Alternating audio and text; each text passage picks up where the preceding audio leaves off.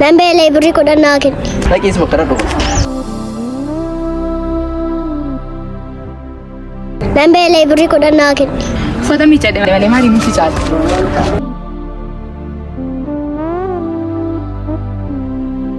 Nambeelee daabboo naa biti. Abbaan qabdu.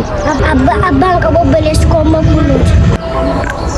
Nama harka miila qabu nama fayyaa akkasitti kadhata. Dhaqiis makkara dhufu.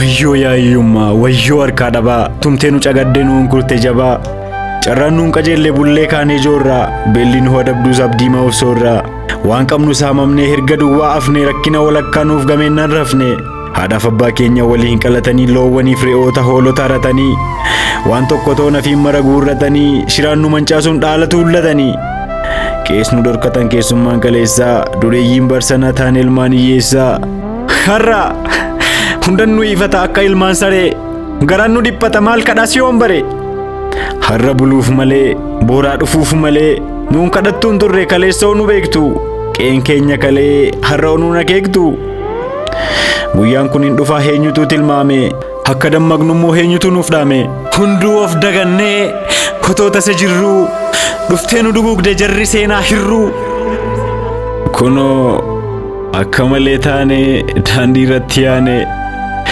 nyaannu nu hanqatee jooraan nu dhaqatee maaloo fala lafa ka'aa nuuf fidaa furmaataa booriifis nagaa dhabuun haga buurra ulfaataa nagaa.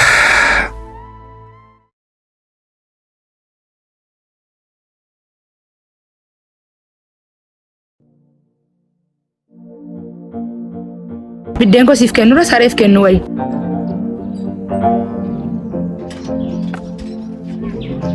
Si abbe, sinin jedham kottume.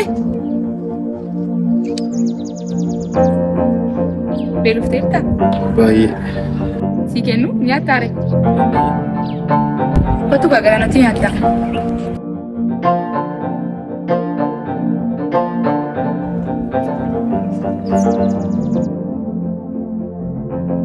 Dhugaasii ta'e biddeen koo siif kennu sareef kennu wayi. Sareen immoo hin jirtu. Hiyyeessa du'aa.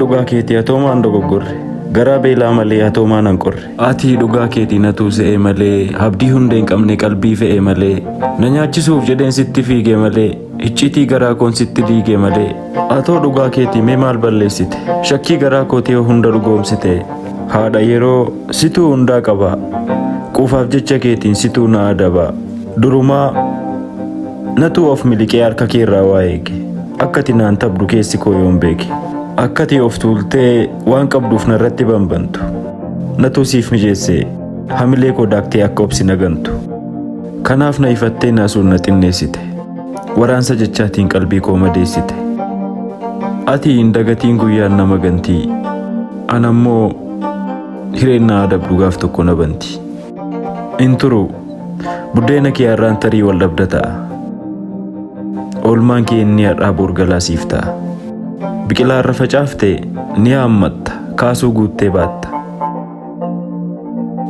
waanuma har'a ol kaawwattee boora afaan guuttee nyaatta hin dagatiin biiftuun kee isheen irraa boornii galgaloofti carraayyoon qajeelle tumtee si'a koofti ammallee ani hiyyeessichi nan deema nan sokka akkuma naaf laattee booriin dhabiin bakka.